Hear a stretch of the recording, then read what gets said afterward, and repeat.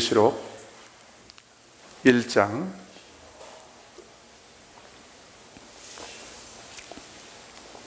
요한계시록 1장 1절부터 7절까지의 말씀을 함께 봉독하겠습니다.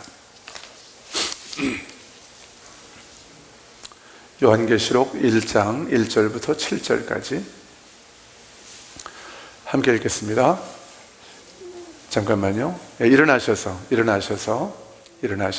앞에 성경 말씀이 있으니까요. 함께 읽겠습니다. 시작. 예수 그리스도의 계시라. 이는 하나님이 그에게 주사 반드시 속히 일어날 일들을 그 종들에게 보이시려고 그의 천사를 그 종 요한에게 보내어 알게 하신 것이라. 요한은 하나님의 말씀과 예수 그리스도의 증거 곧 자기가 본 것을 다 증언하였느니라. 이 예언의 말씀을 읽는 자와 듣는 자와 그 가운데에 기록한 것을 지키는 자는 복이 있나니 때가 가까움이라. 요한은 아시아에 있는 7 교회에 편지하노니 이제도 계시고 전에도 계셨고 장차 오실 이와 그의 보좌 앞에 있는 7 영과 또 충성된 증인으로 죽은 자들 가운데에서 먼저 나시고 땅의 임금들의 머리가 되신 예수 그리스도로 말미암아 은혜와 평강이 너희에게 있기를 원하노라. 우리를 사랑하사 그의 피로 우리 죄에서 우리를 해방하시고 그의 아버지 하나님을 위하여 우리를 나라와 제사장으로 삼으신 그에게 영광과 능력이 세세토록 있기를 원하노라. 아멘. 볼지어다 그가 구름을 타고 오시리라. 각 사람의 눈이 그를 보겠고 그를 찌른 자들도 볼 것이요 땅에 있는 모든 족속이 그로 말미암아 애곡하리니 그러하리라. 아멘. 아멘. 자리에 앉으십시오. 자, 오늘 본문은 요한계시록의 처음 시작이죠. 요한계시록이 어떤 책인지를 소개하는 내용이기도 합니다. 1절을 보니까 1절을 우리가 같이 읽었죠. 예수 그리스도의 계시래요. 계시라는 것은 감추어진 것을 드러낸다는 뜻입니다. 헬라어의 뜻이 아무도 알 수 없는 숨겨진 비밀들을 예수 그리스도께서 열어서 우리에게 보여주신 것이죠. 근데 먼저는 사도 요한에게 보여주신 것이죠. 그래서 예수 그리스도의 계시라고 말씀하고 있는 거예요. 그리고 하나님이, 자, 여기 보니까 이 예수 그리스도의 계시인데 이 계시를 하나님께서 먼저 예수님에게 주셨죠. 그리고 나서 그 계시를, 예수님이 받은 그 계시를 천사가 요한에게 알려줬죠. 그렇죠?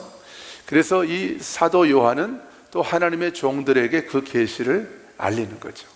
하나님의 종들은 바로 목회자들만 말하는 게 아니라 우리 모두 구원받은 하나님의 자녀들 전부를 말하는 것입니다. 저와 여러분에게도 마지막 때에 반드시 속히 일어날 일들을 그 종에게 보이시려고. 어떤 일들을요? 어떤 일들을 보이시려고요?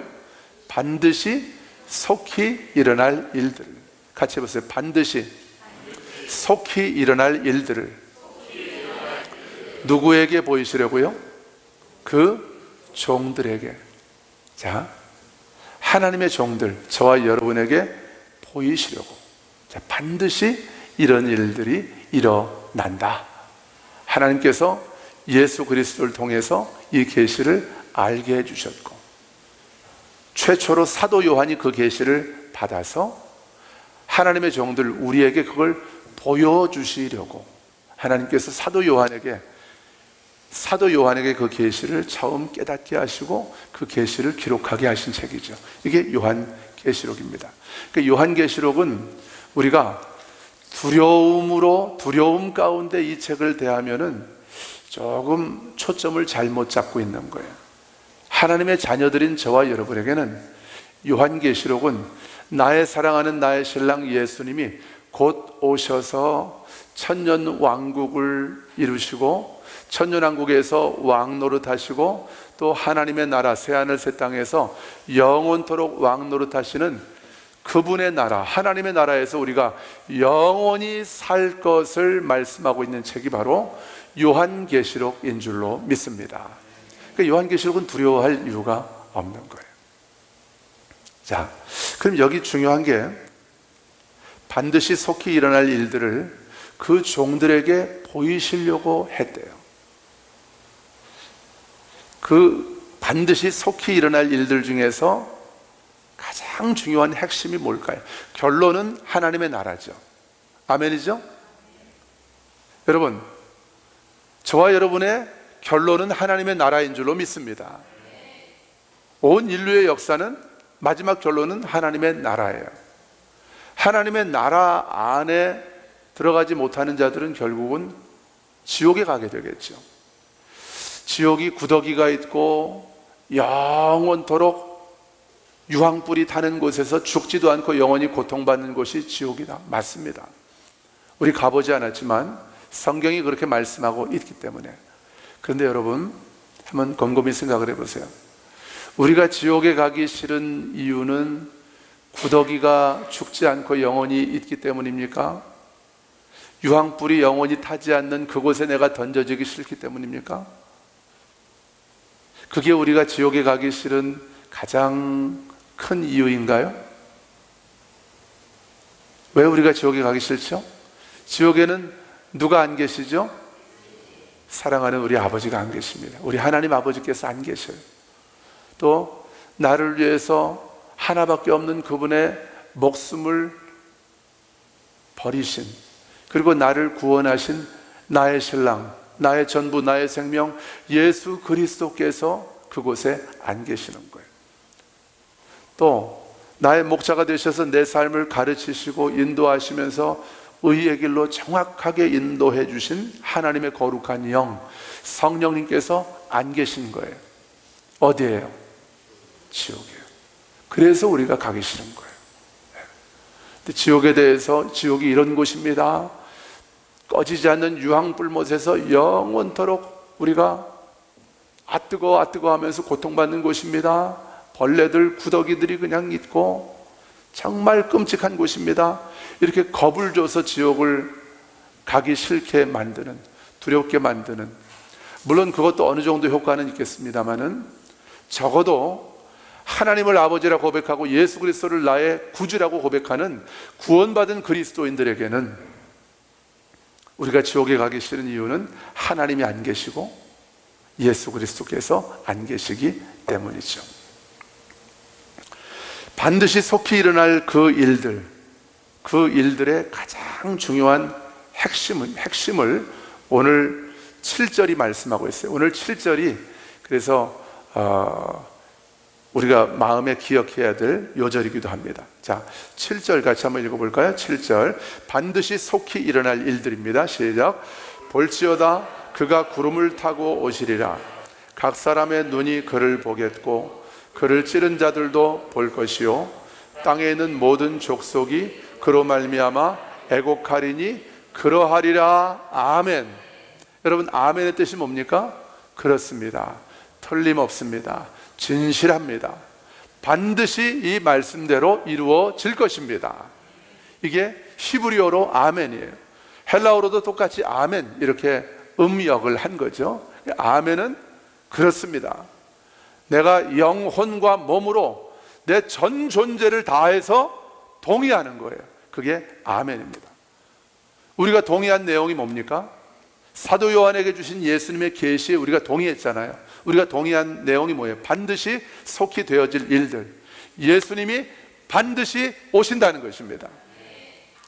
그런데 1절에서 반드시 속히 되어질 일들이라고 그랬죠. 예수님이 승천하신 지 몇 년 됐어요?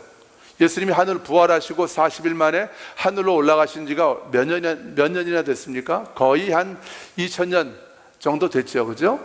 근데 2000년이 지났는데도 아직까지도 예수님은 다시 오시지 않고 있어요. 그러니까 많은 사람들이 예수님이 오신다고 허풍만 쳐놓고 오시지도 않으니까 이 성경은 믿을 만한 게 못 된다, 이렇게 생각하는 사람들이 많아요. 심지어는 교황까지도 그런 얘기를 해요. 로마 교황청 바티칸에서조차도 이 재림에 대해서 우리가 다시 생각을 해봐야 된다. 정말 성경 말씀 문자 그대로 예수님이 다시 오시는 것에 대해서 우리가 다시 생각해 봐야 된다. 그런 것들은 근본주의다. 근본주의는 아주 위험하다. 이런 얘기들을 로마 교황청에서 또 유명한 추기경이 BBC 방송국에서 이렇게 토론하는 그런 내용을 제가 본 적이 있습니다. 여러분, 만약 그런 게 근본주의자라면 저는 말씀을 그대로 믿는 것이 근본주의고 그런 사람이 근본주의자라면 저는 100번이고 1000번이고 10,000번이고 근본주의자가 되는 길을 택하겠습니다. 나이스하고 지적이고 고상한 그런 그리스도인이라는 소리를 듣는 것보다 저는 말씀 그대로 믿는 근본주의자가 되는 길을 택하겠어요. 여러분들은 어떤 길을 택하시겠습니까? 고상한 그리스도인입니까? 아니면 말씀을 100% 그대로 믿는 그리스도인입니까? 할렐루야! 아멘. 여러분과 같은 귀한 믿음의 형제 자매들을 주신 주님께 저는 얼마나 감사한지 몰라요. 반드시 속히 일어날 일들. 주님이 말씀하셨어요. 반드시 속히 일어난대요. 반드시 주님이 속히 오신대요. 근데 2000년이 지났어요. 베드로후서 3장을 보면 하나님께는 1000년이 하루 같고 하루가 1000년 같다고 그랬어요. 여러분, 한번 저를 잘 보세요. 우리는 주님 다시 오시면 주님과 함께 그분의 나라에서, 하나님의 나라에서, 천년왕국이 지나면 새하늘과 새 땅에서, 새 예루살렘 성에서 저와 여러분은 영원 무궁토록 살게 될 것입니다. 아멘이십니까? 영원히 살게 될 것입니다. 그 영원이라는 것은 시간의 한계가 없는 거예요. 영원 무궁화, 그야말로 영원 무궁하다. 우린 이 땅에서 오래 살면 한 100년 살지만, 저희 아버지는 92세신데 지금도 저만큼 거의 그냥 건강하신 것 같아요. 100살 더 사실 것 같아요. 장수하면 100살, 많이 살아봐야 120살 살겠죠. 그렇지만 그 나라에서는 우리가 영원토록 사는 거예요. 그 영원과 비교해 볼 때 여러분 한번 생각해 보세요. 2000년이라는 시간이 긴 시간입니까? 짧은 시간입니까? 왜 대답을 못하세요? 우리 인간의 관점, 나의 육신의 생각, 이 관점으로 보면 2000년은 굉장히 긴 시간이죠. 그러니까 이 말씀이고 허무맹랑한 엉터리 소설이네, 이렇게 생각하는 많은 사람들이 있다는 거예요. 참 그분들을 볼 때 우리가 판단하고 정죄해서는 안 돼요. 불쌍히 여겨야 합니다. 여러분, 말씀이 그대로 믿어지는 것, 이것이 은혜 중에 은혜인 줄로 믿습니다. 우리가 잘나서 이런 은혜를 받은 게 아니에요. 그분의 긍휼이 나를 덮어주셨고 그분의 은혜와 긍휼에 내가 믿음으로 반응한 것 뿐이에요. 나는 그랬더니 믿음이 들어온 것입니다. 뱃속에서부터 믿을 수 있도록 아예 특별한 능력을 갖고 태어나는 게 아니에요. 하나님은 모든 사람들을 다 사랑하시지만 어떤 사람들은 거기에 믿음으로 반응하는데 어떤 사람들은 교만하여서 마음이 더 강팍하여져서 믿지를 않는 것이죠. 그래서 반드시 속히 되어질 일들이라고 하는 이 말씀은 비록 주님이 승천하신 지 2000년 가까이 지났지만 아직까지도 주님은 오시지 않고 있잖아요. 제가 인터넷에서, 유튜브에서 재림에 대한 설교를 쳐봤어요. 그랬더니 맨 2단, 신천지, 하나님의 교회 이런 데에서 올린 영상들과 설교들밖에 없어요. 우리 개신교, 기독교 목사님들이 올린 설교들은 그렇게 많지가 않아요. 프로테이지를 따져볼 때. 왜 그럴까요? 사람들이 별로 좋아하지 않아요. 왜냐하면 이제 금방 아파트 분양받아서 입주했는데 주님 오시면 어떻게 됩니까? 내가 이 아파트 살려고 얼마나 죽을 고생해가지고 이 아파트를 샀는데, 내 사업이 지금 한참 잘 나가고 있는데, 내가 지금 우리 아들이 지금 삼성에 취직을 해가지고 지금 연봉 많이 받으면서 내가 한참 자랑하고 있는데 주님이 벌써 오신다고 그러면 어떻게 됩니까? 좀 천천히 오셨으면 좋겠는 거예요. 적어도 내 때에는 오지 않으셨으면 좋겠는 거예요. 어떤 분들은 더 나가서 믿질 않는 거예요. 왜냐하면 2000년 동안 안 오셨기 때문에. 여러분 기억하십시오. 영혼의 관점에서 2000년이라는 시간은 말씀대로 하면은 이틀이에요. 이틀. 하루가 1000년이니까 1000년이 하루 같고 하루가 1000년 같고 겨우 이틀 지난 것입니다. 아니, 더 정확하게 말하면 영혼의 관점에서 2000년이라는 시간은 점과 같은 거예요. 점과 같은 시간. 그래서 이 찰나와 같은 시간이 지나간 것 뿐이에요. 주님의 관점에서 보면. 우리가 볼 때 2000년 하니까 기가 탁 막히고, 야, 이렇게 어마어마한 시간 동안 주님이 안 오셨으면 안 오시는 거지. 시간에 대한 우리의 관점과 개념을 바꿔야 되는 것입니다. 우리는 영혼의 관점에서 살아가는 자들입니다. 그러나 단지 주님께서 이 땅에 살도록 하셨기 때문에 여기 있는 동안 아버지의 영광을 위해서 주님의 말씀을 이루면서, 주님의 뜻을 이루면서 한 영혼이라도 더 주님 앞으로 인도할 수 있도록 그렇게 한 걸음 한 걸음 믿음으로 살다가 가는 것이죠. 주님이 부르시면 가는 것이죠. 그러면 한번 생각을 해보십시다.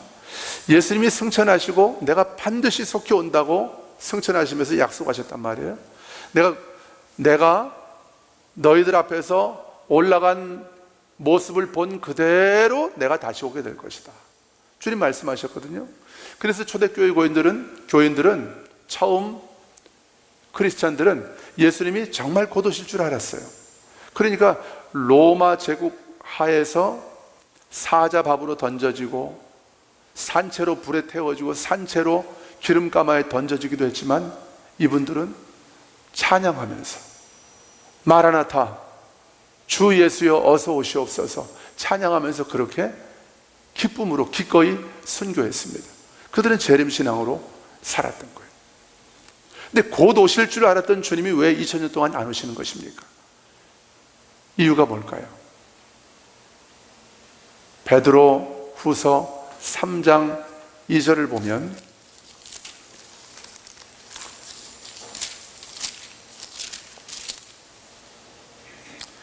베드로후서 3장을 보면 3장 9절을 보면 제가 읽어드릴게요. 3장 9절 베드로후서 3장 9절 주의 약속은 8절부터 읽을까요? 8절부터 같이 한번 읽어볼까요? 시작. 사랑하는 자들아 주께는 하루가 1000년 같고 1000년이 하루 같다는 잊지 말라. 9절 주의 약속은 어떤 이들이 더디다고 생각하는 것 같이 더딘 것이 아니라 오직 주께서는 너희를 대하여 오래 참으사 아무도 멸망하지 아니하고 다 회개하기에 이르기를 원하시느니라. 10절 그러나 주의 날이 도둑같이 오리니 그날에는 하늘이 큰 소리로 떠나가고 물질이 뜨거운 불에 풀어지고 땅과 그 중에 있는 모든 일이 드러나리로다. 아멘. 주의 날이 도둑같이 온대요. 아무도 생각하지도 않고 있던 그런 때에 주님이 오신대요. 그런데 저와 하나님의 자녀들에게는 주의 날이 도둑같이 오지 않는데요. 십자가와 부활의 복음, 하나님 나라 천국 복음으로 깨어서 말씀을 그대로 믿고 믿음으로 한 걸음 한 걸음 주와 동행하는 저와 여러분에게는 주의 날이 도둑같이 임하지 않게 된다고 성경은 말씀하고 있는 것입니다. 할렐루야. 데살로니가전서 5장에 보면 그 말씀이 나와 있어요. 우리에게는 그날이 도둑같이 임하지 않습니다. 여러분 믿음으로 선포합시다. 우리에게는 주의 날이, 주님의 재림이 도둑같이 임하지 않습니다. 할렐루야. 그럼 오늘 본문을 베드로후서 3장 9절을 통해서 우리가 알 수 있는 주님의 재림이 2000년 동안이나 이렇게 지연되고 있는 이유가 뭡니까? 찾으셨죠? 그 이유가 뭐예요? 아무도 멸망하지 않고 다 회개하기에 이르기를 원하시기 때문에 하나님이 오래 참으시는 거예요. 기다리시는 거예요. 여러분 한번 생각을 해보세요. 우리 새가족들, 믿은 지 몇 년 안 되는 새가족들, 만약 주님이 10년 전에 오셨다고 한다면 여러분들이 어떻게 되셨을까요?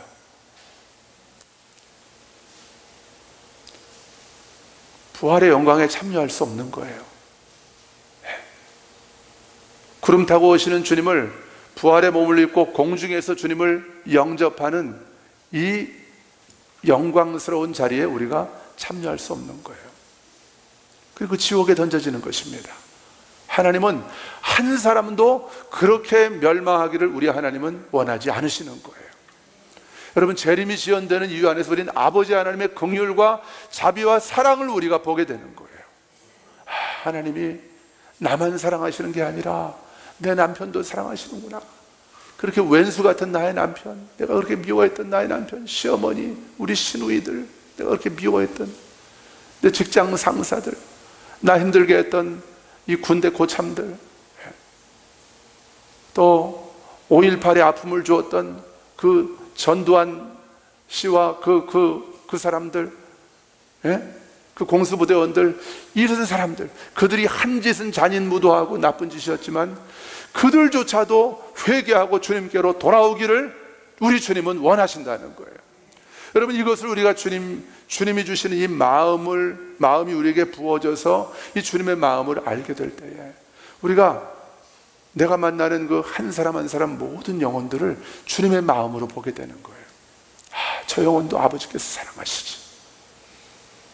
내가 사업을 한다, 그걸 장사를 한다, 그때 이 사람이 돈으로 보이는 게 아니라 그 영혼으로 보이는 거예요. 잃어버린 영혼으로 보이는 거예요. 주님, 내 사업을 통해서, 내 장사를 통해서 저 영혼이 주님 만나고 주님 다시 오실 때 부활의 영광에 참여하는 자리에 있게 해주옵소서.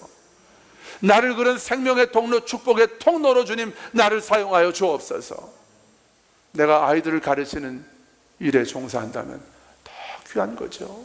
더 귀한 거죠. 물론 종교색을 드러내고 학교에서 아이들에게 대놓고 전도하는 것이 쉽진 않을 거예요. 그렇지만 우리가 이 영혼 구원을 위해서 이 갈망을 가지고 주님 앞에 지혜를 구하면 주님께서 잃어버린 영혼들을 내가 내 안에 계신 그 주님의 십자가 사랑으로, 그 복음의 능력으로 그들을 살릴 수 있는 그런 지혜를 주님께서 깨닫게 해주실 거예요.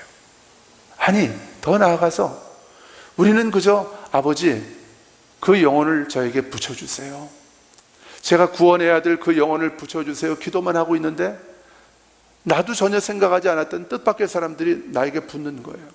그러면서 대화를 해보니까 그 안에 갈망이 있는 거예요. 권고함이 있는 거예요. 그 안에 가난한 마음이 있는 거예요. 아버지를 향한.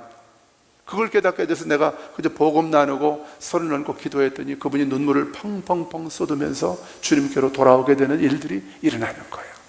꼭 욕먹어 가면서 그렇게만 전도하라는 얘기가 아닙니다. 그 우리 마음의 중심이 아버지의 마음을 가지고 잃어버린 영혼들을 향해서 바라보고 있다면 주님께서 그런 영혼들을 우리에게 보내주실 줄로 믿습니다. 자, 재림이 지연되는 이유가 해결이 됐죠, 그죠? 하나님의 긍휼 때문입니다. 긍휼 때문에. 여러분, 어떤 사람도 포기하지 않는 저와 여러분 되기를 주님의 이름으로 축원합니다. 왜요? 왜 그렇습니까? 우리 하나님 아버지께서 그 영혼을 포기하지 않으셨기 때문이에요. 포기하지 않으셨기 때문에. 그래서 우리는 어떤 영혼에 대해서도 정죄하고 판단하고 포기할 권리가 우리에게 없습니다. 자, 다시 오늘 본문으로 돌아갑니다. 그러니까 7절을 보니까 그가 구름을 타고 오신대요. 어떤 분들은 구름 타고 오신다는 말을 아주 이걸 희화화해서 아주 웃음거리로 만들어서 조롱하는 사람들이 있습니다. 무슨 예수님이 손오공이냐. 저는 신학교 교수가 그런 얘기를 강의 시간에 하는 얘기를 들어봤습니다. 무슨 예수님이 손오공이냐, 구름 타고 오시게. 그건 상징적인 표현이다, 그렇게 말했어요. 여러분, 예수님이 구름을 타고 왜 못 오십니까? 우리는 구름을 타고 지금 우리의 이 물리적인 법칙의 한계 안에 갇혀있는 저와 여러분이 구름 위에 올라간다면 반드시 떨어지겠죠. 그러면 예수님은 우리가 아니잖아요. 예수님은 온 우주 만물을 창조하신 삼위일체 하나님이시잖아요. 그분이 구름을 타고 오시겠다고 하시는데 누가 거기에다가 시비를 걸겠습니까? 그리고 이 구름은 성경 전체를 보면은 하나님의 영광의 임재, 하나님이 영광으로 임재하시고 나타나실 때 항상 구름이 따라오는 거예요. 구름 가운데, 그 구름에 덮여서, 그 구름에 쌓여서 주님께서 오시게 될 것이라고 하는. 예수님과 하나님을 우리 수준으로 자꾸 이해하려고 하니까 그런 소위 신학교 교수라는 사람들, 그래도 먹물 좀 먹었다는 사람들이 그런 신성 모독과 같은 그런 이야기들을 하는 거죠. 어디 예수님을 손오공에다가 비유를 하면서 그런 말장난을 합니까? 여러분이 예수님이 나귀도 타신 분인데 구름을 못 타십니까? 예수님이 뭘 못 타시겠습니까? 타시기로 작정한 공기는 못 타시겠습니까? 예수님 바다 위를 걸으신, 갈릴리 호수 위를 걸으신 예수님이, 여러분, 우리는 말씀을 그대로 믿는 자들입니다. 예수님은 구름 타고 오실 것입니다. 또 뭘 타고 오시는 게 더 중요한 건 아니에요. 중요한 것은 예수님이 반드시 오신다는 거예요. 그가 구름을 타고 오시리라. 각 사람의 눈이 그를 보겠고, 모든 사람들이 구름 타고 오시는 예수님을 보게 될 것이래요. 우리도 보게 될 것입니다. 그러면 안 믿는 사람들은 구름 타고 오시는 예수님이 보일까요, 안 보일까요? 오늘 말씀 보니까 각 사람이 본대잖아요. 보는 거예요. 그들도 보는 거예요. 그들 눈에 안 보인다면 겁먹을 이유도 없죠. 두려워할 이유도 없죠. 애통할 이유도 없죠. 근데 모든 사람들의 눈이 예수님을 보게 된다는 거예요. 각 사람의 눈이 그를 보겠고 그를 찌른 자들도 볼 것이에요. 예수님을 찌른 자들이 누굴까요? 이건 스가랴 12장 10절의 말씀을 인용한 거예요. 그를 찌른 자들, 정확하게 이스라엘 족속입니다. 이스라엘 족속들이 예수님을 다 찔러 죽인 건 아니지만 그들이 예수님을 로마 제국에 넘겨줬죠. 자기들 마음대로 사용할 권한이 없으니까 결국은 그것이 그들이 죽인 것이 되는 거죠. 그것을 그를 찌른 자들이라고 그렇게 표현하는 거죠. 그를 찌른 자들도 볼 것이요, 수많은 이스라엘 백성들이 재림하시는, 다시 오시는 예수님을 보게 될 것입니다.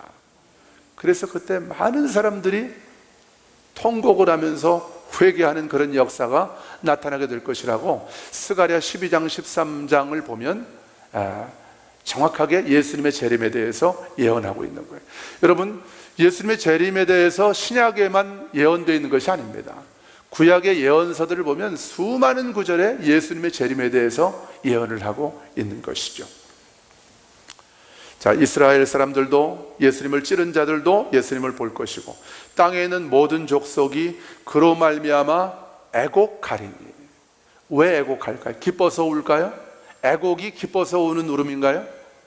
애곡은 너무 슬퍼서, 너무 원통하고 기가 막혀서 우는 게 애곡입니다. 왜 그들은 너무 원통하고 기가 막힐까요? 왜 그때 내가 하나님께서 보내신 그 종을 통해서 주신 그 재림에 대한 선포, 반드시 예수님 오시니까 우리 깨워서 천국 복음으로 깨워서 준비하고 단장해서 주님 맞을 준비하자, 이렇게 선포할 때 왜 그걸 내가 콧등으로도 안 들었을까? 왜 내가 그때 비웃었을까?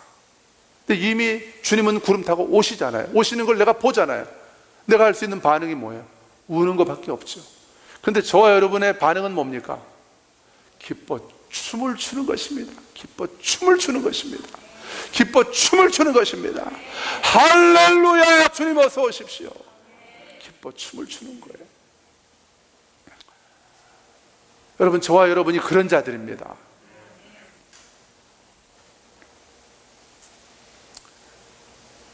여러분, 그런데 구원은 나만 혼자 구원받고 주님 오실 때 쏙 올라가서 나만 혼자 주님과 함께 부활의 몸을 입고 주님과 함께 천국에서 영원히 사는 것, 이게 구원이 아니에요.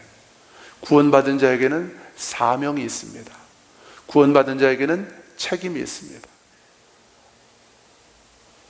전염병으로, 암으로 수많은 사람들이 지금 목숨을 잃고 있어요. 내가 그 아주 치유약을, 기가 막힌 특효 치유약을 발견했어요.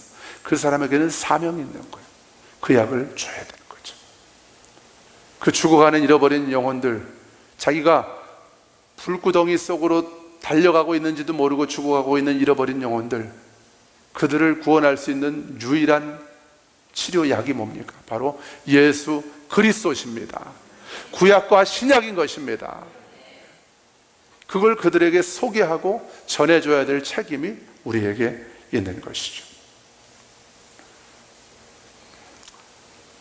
그래서 땅에 있는 모든 족속이 다시 오시는 예수님을 보고 그로 말미암아 애곡하게 될 것인데, 예수님을 찌른 이스라엘 백성들도 애곡하게 될 것인데, 한 영혼이라도 그 다시 오시는 예수님을 보고 애곡하는 자리에 서지 않도록 그들을 깨우시기 위해서 쓰신 책이 요한계시록이라는 거예요.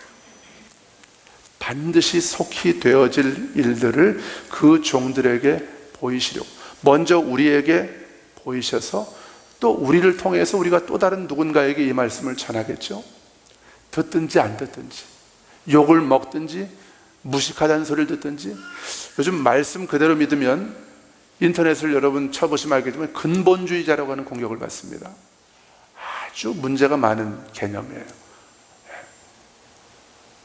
말씀을 그대로 안 믿는 사람들이 자기를 정당하고 합리화하기 위해서 말씀을 그대로 믿는 사람들을 근본주의자라고 공격을 해요. 누가 그런 얘기하면 여러분 콧등으로도 듣지 마십시오. 말씀을 그대로 믿는 것이 정통신앙입니다. 할렐루야. 예수님도 근본주의자예요. 그러면 이 모든 율법의 1.1획도 하나도 틀림없이 다 성취될 것이다. 예수님 말씀하셨잖아요. 예수님도 근본주의자죠. 우리 초대교회는 근본주의의 신앙을 생명처럼 붙드는 그런 교회인 줄로 믿습니다. 그러나 근본주의자들이 갖고 있는 이 배타성, 어떤 폭력성, 이런 것들은 우리가 경계해야죠. 다른 사람들을 정죄하고 판단하는, 저것들 지옥 갈 것들, 이런 태도, 이건 아주 위험한 거죠. 복음을 모르기 때문에 그런 거예요. 하나님 아버지의 마음을 모르기 때문에. 그러나 우리는 반드시 말씀대로 이루어질 것을 100% 믿는다고 하는 그런 측면에서 우리 모두는 근본주의자들인 것을 기쁨으로 우리는 취하는 것입니다. 자, 그럼 우리의 사명에 대해서 말씀을 보고 마치겠습니다. 우리 5절, 6절 보겠습니다. 5절, 6절 시작. 또 충성된 증인으로 죽은 자들 가운데에서 먼저 나시고 땅의 임금들의 머리가 되신 예수 그리스도로 말미암아 은혜와 평강이 너희에게 있기를 원하노라. 우리를 사랑하사 그의 피로 우리 죄에서 우리를 해방하시고. 자, 잠깐만요. 앞에 있는 부분들을 다 설명할 시간이 없네요. 제가 여기서 주목하고 싶은 것은 우리를 사랑하사 그의 피로 우리 죄에서 우리를 해방하시고, 예수님이, 하나님께서 우리를 사랑하셔서, 예수님이 저와 여러분을 사랑하셔서 십자가를 지신 것입니다. 십자가는 하나님의 사랑의 클라이막스입니다. 내가 너희들을 이렇게 사랑한다고 하는 하나님 아버지의 그 애타는 그분의 사랑과 그분의 애끓는 마음이 온전히 오롯이 녹아져 있는 것이 바로 십자가인 것입니다. 우리를 사랑하셔서 그의 피로, 예수님의 피로 우리의 모든 죄에서 우리를 해방하셨대요. 히브리서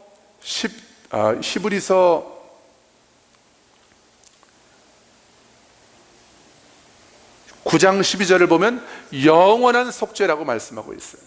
영원한 속죄. 예수님께서 저와 여러분을 위해서 몸짓고 피 흘려 죽으심으로 말미암아 저와 여러분에게 영원한 속죄를 주셨습니다. 영원한 속죄라고 말씀하고 있어요. 저와 여러분의 죄는 영원히 용서받았습니다. 할렐루야. 우리가 육체를 가지고 살아가니까 때로는 죄를 짓는 것처럼 느낄 때가 있죠. 그럴 땐 또 회개하는 거예요. 회개하면 그 죄를 주님께서 또 용서해 주시는 것입니다.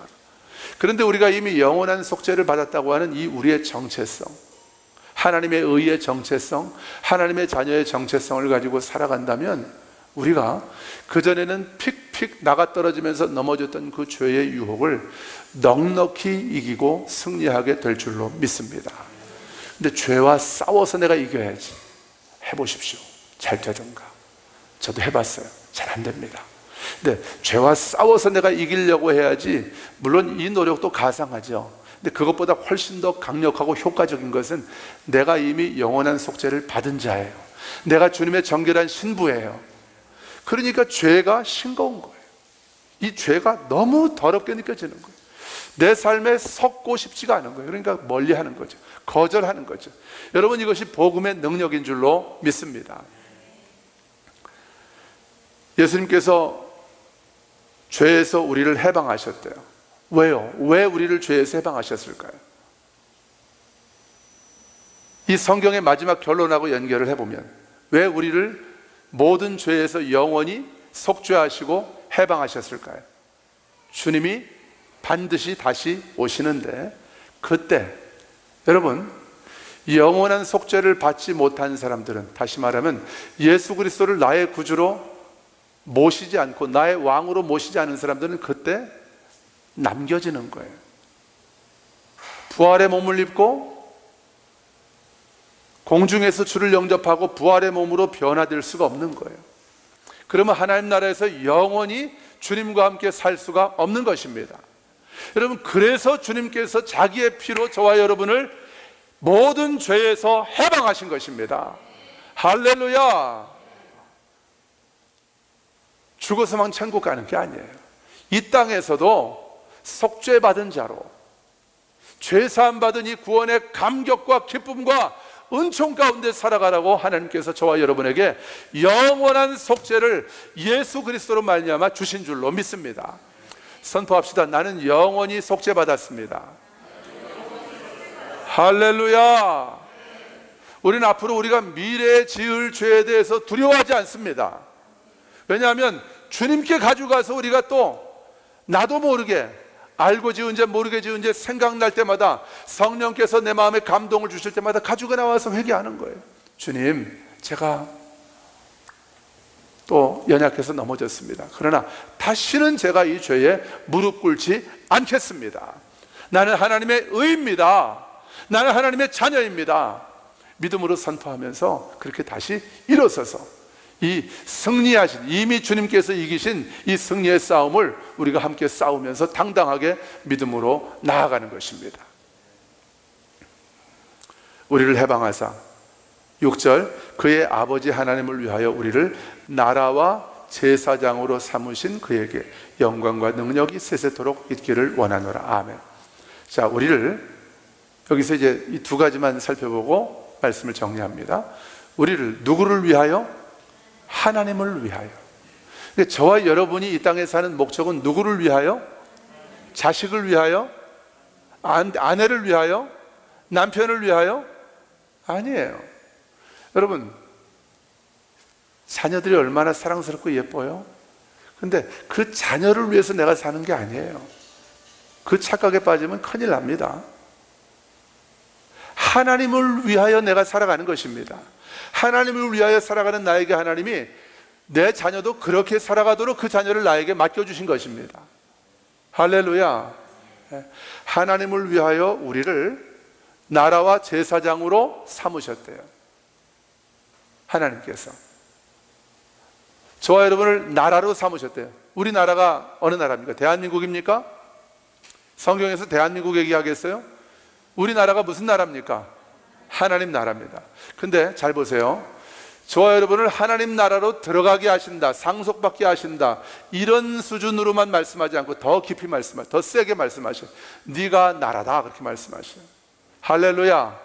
선포합시다. 내가 나라다. 내가 하나님 나라다. 여기 본문이 말씀하잖아요. 우리를 하나님의 나라로 삼으셨대요. 다시 말하면 하나님 나라가 뭡니까? 하나님이 왕으로 통치하시는 영역이죠. 하나님이 왕으로 통치하시는 삶, 그게 하나님 나라죠. 근데 저와 여러분을 하나님께서 하나님 나라 삼으셨대요. 그러면 잘 보세요. 저를 잘 보세요. 그러면 내가 하나님 나라죠, 그죠? 아멘이죠? 여러분 동의하십니까? 내가 하나님 나라 맞죠? 그러면 내가 가는 곳마다 뭐가 함께 가는 거예요? 하나님 나라가 가는 거예요. 아멘. 죽어서 가는 하나님 나라로만 만족하지 마세요. 그게 전부가 아닙니다. 우린 지금 여기에서 하나님의 나라로 살아가는 것입니다. 하나님 나라 분정, 하나님 나라 광주 지점이 이민규입니다. 선포합시다. 하나님 나라 광주 지점이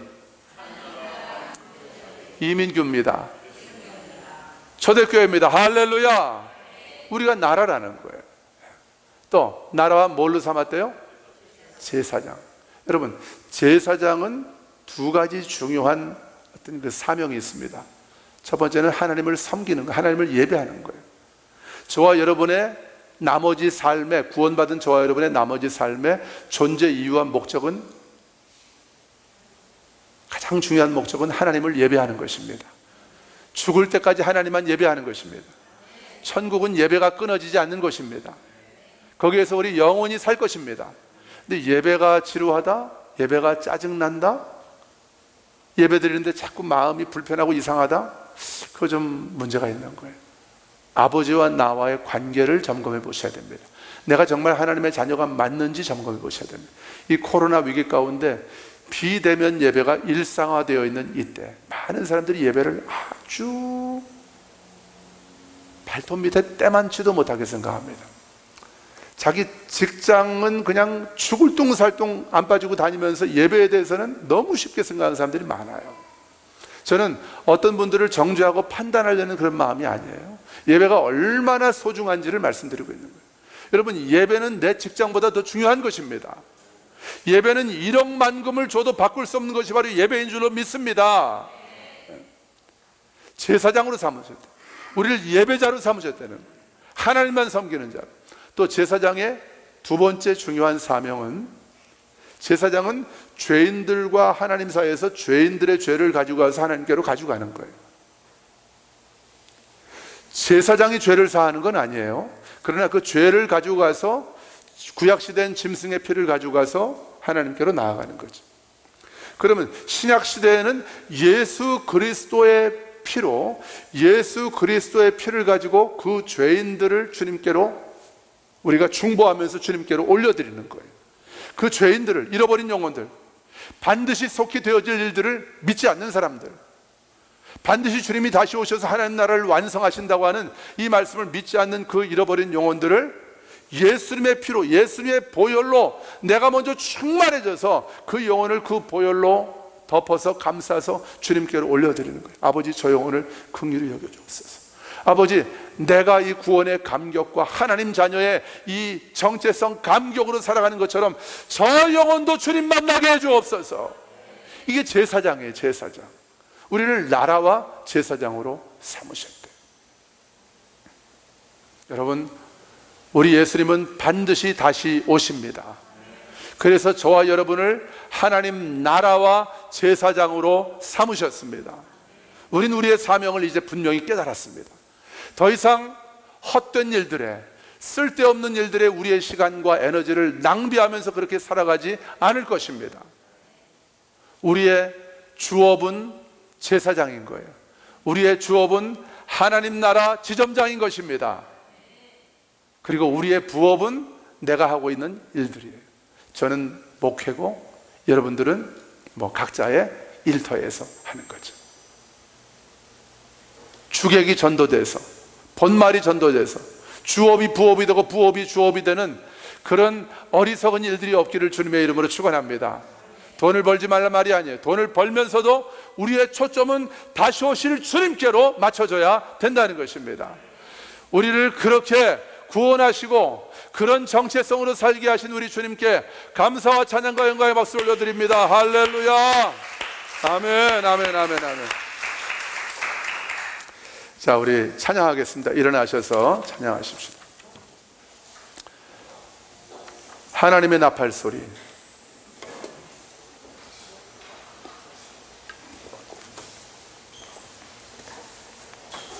하나님의 나팔 소리. 우리 그냥 박수 치면서 부르죠.